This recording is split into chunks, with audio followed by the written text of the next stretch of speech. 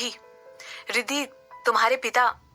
ऐसा कहते हुए मिसेस कपूर सिसक सिसक कर रोने लगी और उन्होंने रिद्धिमा को तुरंत कसकर गले लगा लिया। मैं ऐसा कुछ भी एक्सपेक्ट नहीं कर रही थी कि इनके साथ इतना बुरा हो जाएगा। ये तो बस एक। कोई बात नहीं माँ, शांत हो जाओ। रिद्धिमा ने अपनी माँ की पीठ सहलाते हुए उन्हें फिर से शांत होने के लिए कहा। मिसेस कपूर ने तुरंत अपना सिर हिलाया और अविश्वास के साथ कहने लगी, ये सब कुछ ठीक कैसे होगा? तुम्हारे पिता अब आगे कभी भी नहीं चल पाएंगे। ये सब ठीक कैसे होगा? तुम्हारे पिता अब आगे कभी भी नहीं चल पाएंगे। रोते रोते मिसेस कपूर के कंधे काफी जोर जोर से हिलने लगे थे। ऐसा लग रहा था मानो उन पर मुसीबतों का पहाड़ टूट चुका था। ऑफ कोर्स मिसेस कपूर के अंदर जो कुछ भी चल रहा था वो उस समय रिद्धिमा को नहीं दिखा सकती थी। माँ, आपको स्ट्रांग बनना होगा, रिद्धिमा ने कहा। जब भी पापा उठ जाएंगे आपको उनके लिए खड़े रहना होगा। हो सकता है उन्हें इस सिचुएशन को अपनाने के लिए काफी ज्यादा स्ट्रगल करना पड़े। रिद्धिमा ने अपनी माँ को संभालना कंटिन्यू रखा और वो ऐसा कुछ मिनटों तक करती रही जब तक मिसेस कपूर पूरी तरह शांत नहीं हो गई। उसने अपनी माँ को एक पानी की बोतल दी और वहां पर तब तक रोती रही जब तक मिसेस कपूर सो नहीं गई। कुछ मिनटों के बाद रिद्धिमा ने डिसाइड किया कि उसे वहां से चलना चाहिए और अपने पिता के उठने पर वो वापस वहां पर उन्हें देखने आ जाएगी। हाँ, मैं घर वापस ही जा रही थी मगर फिर भी उसने मुझे बुला लिया। मैं उससे घर जाने से पहले लंच पर मिलने जा रही हूँ। ठीक है, अपना ख्याल रखना। मैं तुमसे डिनर पर मिलता हूँ। Okay, bye. हेमंत से बात करके तुरंत रिद्धिमा ने कॉल एंड कर दी। जब से उन लोगों ने रिद्धिमा की एक्सेसिव शॉपिंग हैबिट के बारे में पिछली बार बात की थी और वो हमेशा ही बाहर जाती रहती है, उसने डिसाइड किया था कि अब वो अपने हस्बैंड की बात मानेगी और जितनी जल्दी हो सके खुद को रिकवरी का मौका देगी। उसने प्लान किया था कि जब वो लोग अपने बेटे के जन्म के 100th दिन को सेलिब्रेट करेंगे तब वो दोबारा एक्टिंग करना शुरू करेगी। रिद्धिमा को हमेशा से ही एक्टिंग करना बहुत पसंद था और वो अपने सपने को छोड़कर कभी भी मां नहीं बनना चाहती थी। इस वजह से उसने डिसाइड किया था कि वो फिलहाल के लिए अच्छी बन जाएगी ताकि वो एंटरटेनमेंट इंडस्ट्री में वापसी के लिए कन्विंस कर सके। यहाँ तक कि उसने कुछ कुकिंग की स्किल्स भी सीख ली थी जिससे वो हेमंत को इम्प्रेस कर सके। जबकि ये बात बिल्कुल सच थी कि वो सब कुछ इसलिए कर रही थी क्योंकि उसे हेमंत से कुछ इसके बदले में चाहिए था। लेकिन रिद्धिमा ने सोचा था कि उसके एक्शंस पूरी तरह रीजनेबल हैं। आखिरकार एक बार जब वो एक्टिंग पर फोकस करने लगेगी तब उसके पास अपने हस्बैंड के लिए खाना बनाने के लिए समय ही नहीं रहेगा। ठीक है, चलो मुझे ऋत्विक से मिलने जाना है। उसने अपने ड्राइवर को ऑर्डर किया और कार को बोर्ड कर लिया। इसके बाद खुद को रिलैक्स करने के लिए उसने अपनी आंखें बंद कर दी।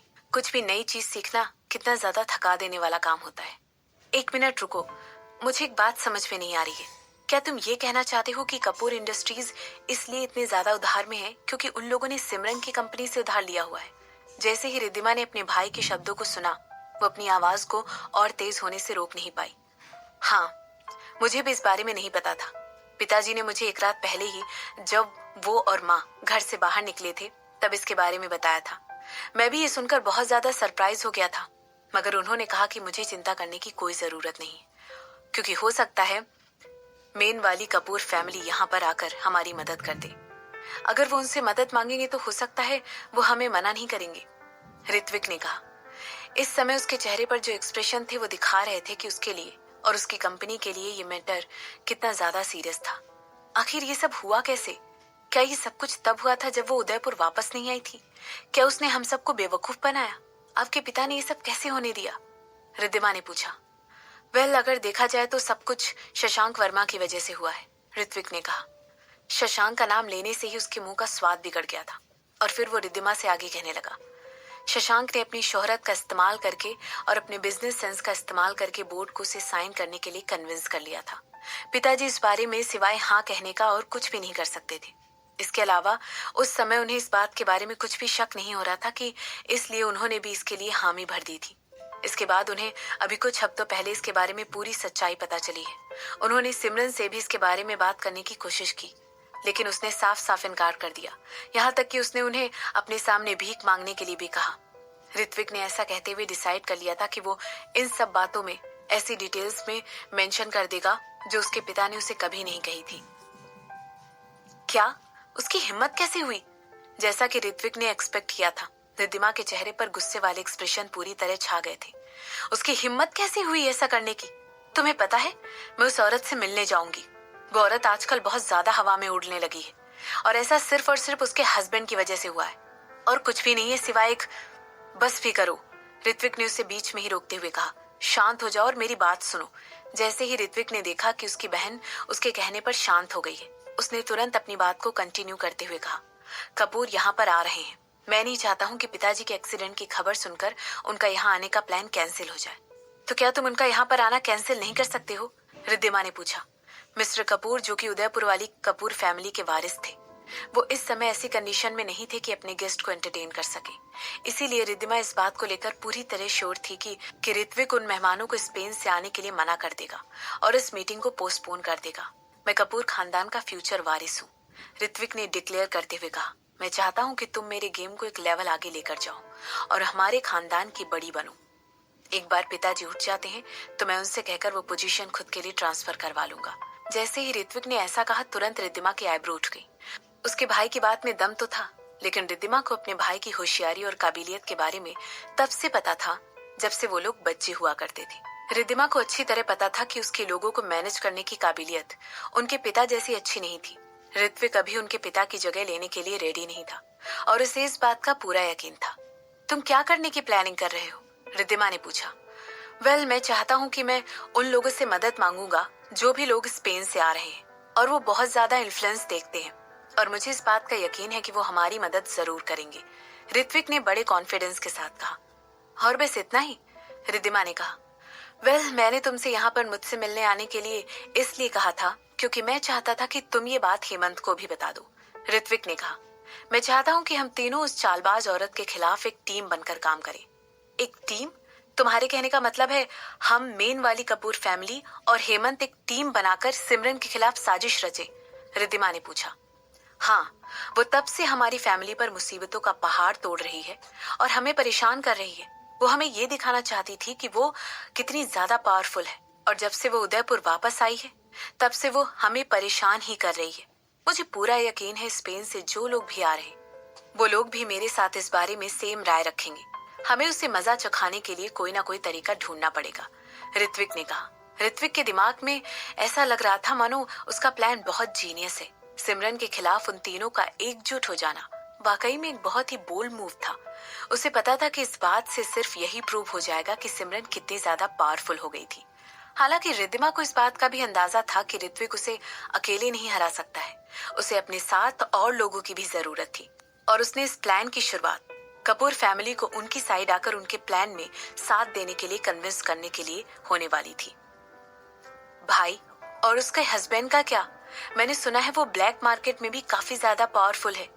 मेरा मतलब है जो लोग स्पेन से यहाँ पर आ रहे हैं उनके ब्लैक मार्केट में भी अच्छे कनेक्शंस हैं। तुम्हें क्या लगता है कि वो हमारी साइड रहने के लिए इतना बड़ा रिस्क उठाएंगे? रिद्धिमा ने कहा। ऑफ कोर्स वो हमारी साइड ही रहेंगे। सिमरन को वैसे भी दादाजी की तरफ से काफी ज्यादा प्रॉपर्टी विरासत में मिल चुकी है। उसके पास कुछ प्रॉपर्टीज तो इतनी ज्यादा पोटेंशियल वाली हैं जितने की हीरे की खदानें होती हैं। क्या तुम्हें नहीं लगता है कि कपूर फैमिली के बूढ़े आदमी को अपनी तरफ लुभाने के लिए काफी होगा?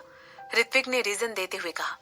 लालच हमेशा ही एक अच्छी मोटिवेशन का काम करता है, और उसने प्लान किया था कि वो इस बात का इस्तेमाल करते हुए उन्हें अपने साथ इस प्लान में शामिल होने के लिए राजी कर लेगा। मगर चंद्र, जिन्होंने हमारे दादाजी की वसीयत को विटनेस किया था, वो ऐसा नहीं होने देंगे, रिद्धिमा ने तुरंत कहा। चंद्र अपने खुद के भाई के साथ कुछ अच्छे टाइम नहीं शेयर करता था। उसका भाई जो कि कपूर फैमिली की मेन ब्रांच का हाल फिलहाल का वारिस था। रिद्धिमा को पूरा यकीन था कि चंद्र इस आइडिया के खिलाफ जाने के लिए अपनी पूरी कोशिश करेगा, लेकिन उसकी फिक्र किसे है? हो सकता है वो बहुत अमीर है, लेकिन कपूर फैमिली के अंदर उसकी इतनी भी इन्फ्लुएंस नहीं है। याद रखो, एक बार उसने कपूर खानदान से पंगा लेने की कोशिश की थी और यश को जो पनिशमेंट दी गई थी उसके बारे में बात करने की कोशिश की थी। मैंने उस समय उन लोगों की बातें सुन ली थी और वो इस बारे में ही बात कर रहे थे। यहाँ तक कि कपूर खानदान के उस समय के वारिस ने उन्हें चैलेंज भी किया था कि वो अपने पूरे पैसों का इस्तेमाल करके उनके खिलाफ जाने की कोशिश करें, ताकि उनके पास भी उन्हें मरवाने का एक अच्छा खासा रीजन हो। ऐसा कहते हुए ऋत्विक ने एक आह भरी और फिर आगे कहने लगा। जैसा कि एक्सपेक्टेड था, वो पीछे हट गए। वो बूढ़े मिस्टर चंद्र एक कायर होने की सिवाय और कुछ भी नहीं है। यहाँ तक कि उनके पास इतना पैसा भी नहीं है कि वो इस बात को बदल सके।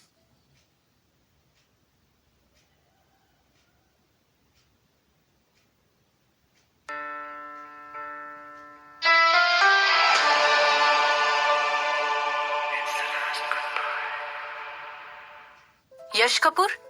ऐसा कहते हुए रिद्धिमा की आईब्रोज के बीच 3 गहरी लाइनें आ गई थी और वो अपने उस कजिन जिसे कपूर फैमिली की मेन ब्रांच में जाते वक्त कम ही देखा करती थी।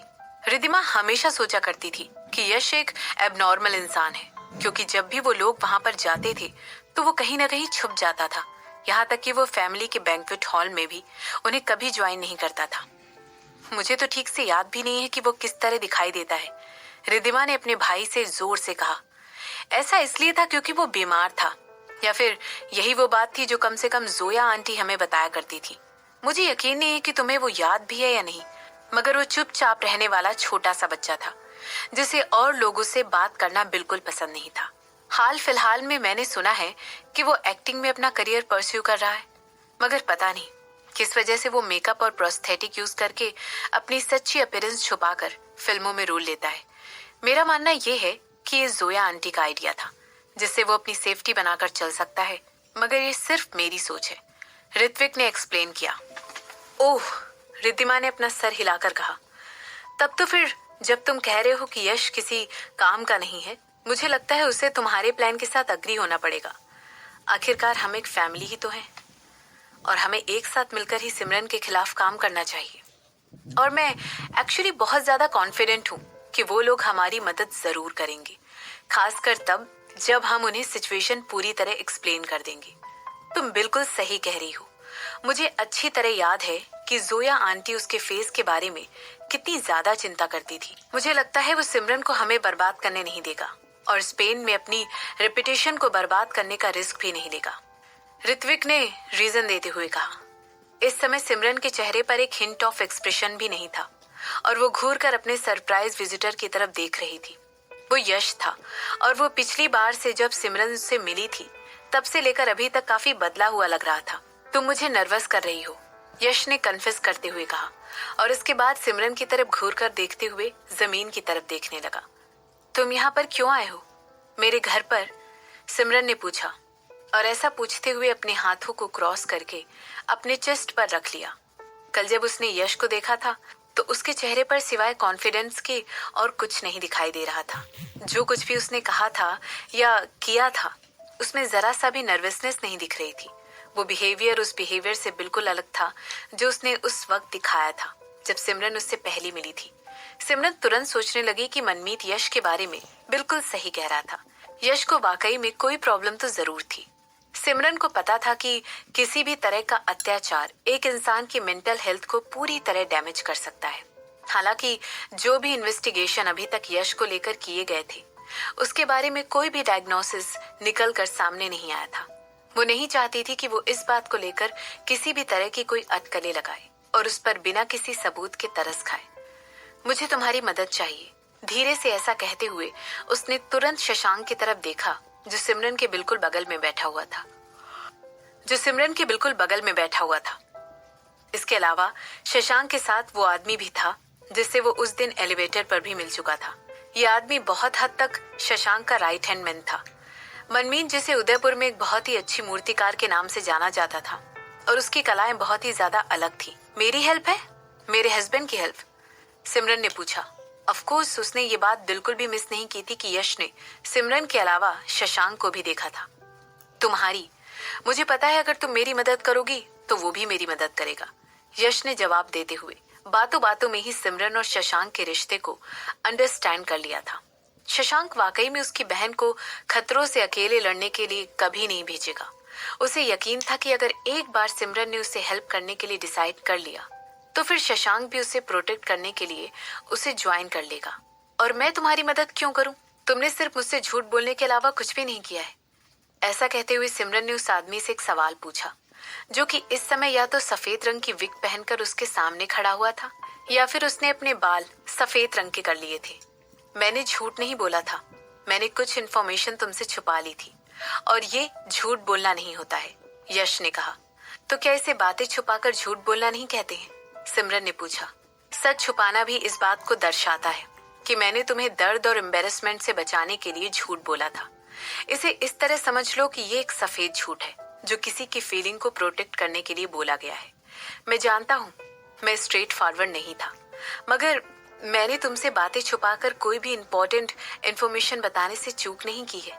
मैंने जानबूझकर कुछ चीजें अपने तक ही रखी, जो शायद तुम्हारा जानना बहुत जरूरी था, क्योंकि मुझे नहीं लगता था कि वो बातें तुमसे ताल्लुक रखती हैं या फिर तुम्हारे बदले की आग को बढ़ा या कम कर सकती हैं। ये मेरी लड़ाई है और मैं इसे तुम्हारी हेल्प के बिना करना चाहता था, यश ने कहा। जैसे ही उसने ये सब कहा, तुरंत सिमरन की एक आईब्रो उठ गई और उसने शशांक की तरफ बड़े ही अजीब नजरों से देखते हुए कहा, तुमने मुझसे ये इन्फॉर्मेशन इसलिए बताई क्योंकि तुम्हें डर था कि मैं तुम्हारी मदद नहीं करूंगी, तुम्हारा बदला लेने के लिए। क्या तुमने ऐसा नहीं किया? सिमरन ने उससे पूछा। मैंने किया, यश ने हाँ में सिर हिलाकर जवाब दिया। तो फिर तुमने मुझसे सच छुपाकर झूठ बोला है। तुमने वो सारी चीजें छोड़ दी थी, तुम्हें मुझसे कहनी चाहिए थी। तुमने मेरा इस्तेमाल किया और मेरे औरत होने पर शक किया। मैं एक औरत हूँ, इसीलिए मेरा इमोशनल होना जायज है और लॉजिकल होना नहीं, सिमरन ने सरप्राइज होते हुए कहा। मगर तुमने कभी भी मेरे हार्टलेस नेचर का अंदाजा नहीं लगाया था और अब तुम यहाँ पर आकर सच बता रहे हो। क्या मैं सही हूँ? सिमरन ने पूछा। एक बार फिर यश ने हाँ में सिर हिलाया और कहने लगा, तुम्हारा जुड़वा भाई होने के नाते तुम्हें मुझ पर तरस आना चाहिए और इमोशनली एक्ट करना चाहिए, मगर तुमने ऐसा नहीं किया। ये बात मेरे लिए बहुत ज्यादा सरप्राइज कर देने वाली थी, लेकिन जहां तक मुझे पता है तुमने खुद भी ये टॉर्चर बहुत साल पहले सहा है। इसीलिए ये बिल्कुल लॉजिकल है कि तुम किसी भी ऐसे इंसान के लिए इस चीज को लेकर काफी सतर्क रहोगी जिससे तुम्हें अभी अभी मिली हो। तुम मेरी बहन हो और तुमने मुझे जरा भी फेल नहीं किया। तुम अपने बारे में कुछ ज्यादा नहीं सोचते हो और तुम हमेशा से ऐसा कहते आ रहे हो कि मैं कल से ही तुम्हारी बहन हुई हूँ। कल तुमने सोचा था कि मैं तुम्हारे नीचे हूँ और अब तुम ये सारी बातें कह रहे हो। तुम मुझे कन्विंस करने की कोशिश कर रहे हो या खुद को कि मैं बहुत शुक्रगुजार हूँ कि तुम मेरे भाई हो, मगर हो सकता है बात दूसरी तरफ से सच हो। या तो ये तुम्हारे लेवल की सेल्फ इम्पोर्टेंस है, ऑलमोस्ट मेरी जितनी ही, या फिर तुम अपनी खुद की काबिलियत के बारे में कुछ ज्यादा ही कम सोचते हो।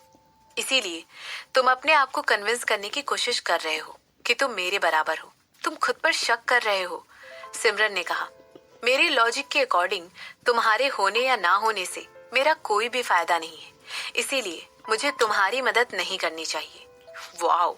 मनमीत की माइंड ब्लोइंग आवाज ने तुरंत सारा टेंशन भरा एटमॉस्फेयर खत्म कर दिया। उसने तुरंत सिमरन की तरफ देखा और फिर यश की तरफ देखकर कहने लगा, तुम दोनों कितने अलग हो। ऐसा कहने के बाद उसने बड़े ही ब्रिलियंट तरीके से अपना सर हिलाया और शशांक को कोहनी मारकर कहने लगा, मैं तो यहाँ से जा रहा हूँ। अगर तुम्हें किसी चीज की जरूरत पड़े तो मुझे कॉल करना। ऐसा कहने के बाद मनमीत ने किसी तरह के जवाब का वेट नहीं किया और तुरंत तेजी से चलकर उनके अपार्टमेंट से निकल गया। वो बस बेड से निकला था और उसने ब्रेकफास्ट ही किया था। इस लेवल का कन्वर्सेशन उसके सिंपल ब्रेन के लिए बहुत ज्यादा कंफ्यूज कर देने वाला था। उन दोनों के बारे में पूरी तरह जानने के लिए मनमीत के लिए ये समय बहुत जल्दी था। इससे अच्छा टाइम पास तो उसका तब होता अगर वो बाहर जाकर अपने पुराने दुश्मनों को धमकाता या फिर कुछ नए दुश्मनों को। तुम्हारी सतर्कता के लेवल को मैं अच्छी तरह समझ सकता हूँ। तुम मुझे अभी भी एक अनजान आदमी ही समझते हो, मगर मुझे तुम्हारे सीधे साधे तरीके से बात करने का अंदाज बहुत अच्छा लगता है, यश ने कहा और सीधे सिमरन की आंखों में देखने लगा। मुझे पता है तुम मुझ पर हमेशा ही शक करती रहोगी जब तक मैं ये बात प्रूव ना कर दूं कि मैं तुम्हारे लिए लॉयल हूँ। जोया उदयपुर आ रही है और मुझे तुम्हारी हेल्प लगेगी जिससे मैं उसके सारे प्लान खराब कर सकूं। मैं इस बात को लेकर पूरी तरह श्योर नहीं हूँ कि क्या तुम उसके प्लान्स को खराब करने में मेरी मदद करोगी। मुझे पता है तुम बहुत क्रूर हो, मगर मैं आशा कर रहा हूँ कि तुम कम से कम उस सेम साइड तो खड़ी रहोगी जहाँ मैं खड़ा हूँ, यश ने सिमरन से कहा। और वो कौन सी साइड है? शशांक ने पूछा। उसके खिलाफ, यश ने बिना किसी हिचकिचाहट के उसे जवाब दे दिया। अगर तो फिर मैं तुम्हें अपने प्लान के साथ इंटरफेयर भी नहीं करने दूंगा। शशांक वहां बैठकर यश के फेस स्टडी करने लगा। अगर यश का माइंड अभी भी अनस्टेबल था तो फिर उसके साथ काम करना बहुत ही मुश्किल होने वाला था। ट्रस्ट और लॉयल्टी उसकी तरफ अभी भी स्टैब्लिश्ड नहीं हुए थे, और चाहे उसका डीएनए सिमरन से कितना भी मेल खाता हो, ट्रस्ट एंड लॉयल्टी दोनों के लिए ही सबसे जरूरी चीज थी। आखिर कोई किसी ऐसे इंसान के साथ काम कैसे कर सकता था जिस पर वो विश्वास ही नहीं कर सकता है। सिमरन की चालें बहुत ज्यादा गहरी और खतरनाक थी। दोनों को अपनी पार्टनरशिप में काम करने के लिए ट्रस्ट और लॉयल्टी की जरूरत पड़ती थी। और अगर मैं तुम्हारे खिलाफ खड़ी हो जाऊं तो? सिमरन ने पूछा। तो फिर मैं कपूर फैमिली के साथ तुम्हें भी बर्बाद करने में हेजिटेट नहीं करूंगा। यश ने बहुत ही बोल्ड तरीके से डिक्लेयर किया। शशांक और सिमरन को बर्बाद करना उसकी पहुंच से बहुत बाहर था और उसे ये बात पता थी, मगर उसके पास और कोई चॉइस नहीं थी। उनका दखल देना सब कुछ बदल सकता था, जो कुछ भी उसने पहले से प्लान करके रखा था। और तुम इस चीज का रिस्क क्यों लेना चाहते हो? तुम्हें अच्छी तरह पता है कि तुम मेरे खिलाफ जाकर जीत नहीं सकते हो। तो क्या तुम्हें लगता है कि ये वाकई में रिस्क लेने लायक है? सिमरन ने पूछा। कुछ मिनटों की चुप्पी के बाद यश ने हाँ में सिर हिलाया और कहने लगा, होगा। मेरे पास सिर्फ दो ही चॉइस है, या तो मैं मर जाऊं या फिर अपनी हद पार कर जाऊं। मेरे पास कोई बीच की सिचुएशन नहीं है। सिमरन सिर्फ और सिर्फ यश की तरफ देखकर उसकी आंखों में घूर सकती थी। उसकी आंखें बहुत ही शांत दिखाई दे रही थी और वो यश की आंखों में वो डिटर्मिनेशन देख पा रही थी। सिमरन ने बस अपने होंठ बंद किए और यश की तरफ कंटिन्यूअसली घूरकर देखने लगी और अचानक उसने उससे पूछा, क्यों? क्योंकि वो इसकी पूरी हकदार थी, यश ने कहा।